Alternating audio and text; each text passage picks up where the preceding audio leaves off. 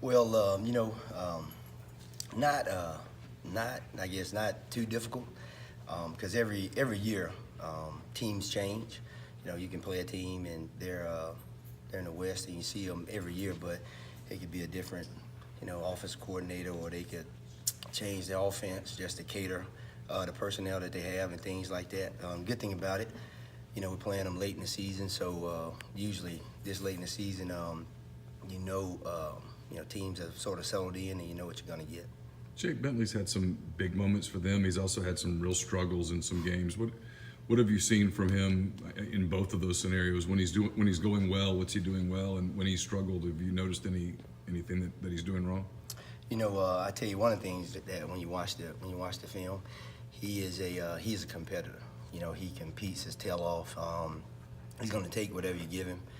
With the RPO offense that they run, a lot of times, they put the defense in a situation where you can't be right. If he can always run it, and if the forced player plays a run, he can throw it. So he does a really good job, running their system in the RPOs. He throws a deep ball well. A lot of times, he'll throw it. Wide receivers have been open. They have dropped him some, but I tell you, he's a competitor, and he does a great job of just managing the game and taking care of the football. Doesn't put it in harm's way a lot, but he's doing a good job. Jason, they've got a couple of receivers that could really, they have taken the tops off some secondaries. They've played with Deebo Samuels and Brian Edwards. What are your thoughts on those guys? They are two really good receivers. Both of them have the size. They remind me a lot of the guys we go against every day. They have the size and the athletic ability when the ball is in the air. They can go in the 50-50 ball. They also do a great job of just blocking, being physical, blocking on the perimeter, on run plays.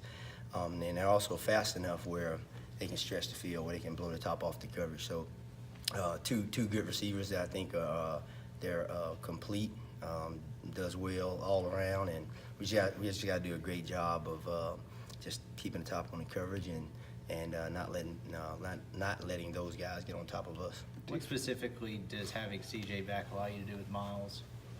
Well, it gives us, having CJ back really helps us out, because Miles is a guy that Miles does a lot for us. Miles, he can play a strong safety, free safety, nickel. We can put him at corner, so it sort of frees us up. If a guy needs a blow at a certain spot, we can plug Miles in. So getting CJ back is was a big boost to the defense. You think you're going to have a limit on how much you want to use CJ, or is he going to be just full go? Use him when No, he's good. CJ's good. He got back, started practicing with us all last week during the bye week, moving around today. Looks really well, so he'll be full go. Mm-hmm. He kind of talked about, getting out to a slow start and stuff like that, and then not being as physical as he would like. What is it going to take for you guys to, be physical and keep that physicality through the entire 60 minutes? Well, I think it's just, that's what we started last week during the bye week, just talking about is, when you're playing in the SEC, you have to play the game a certain way. Yeah, it's a physical conference.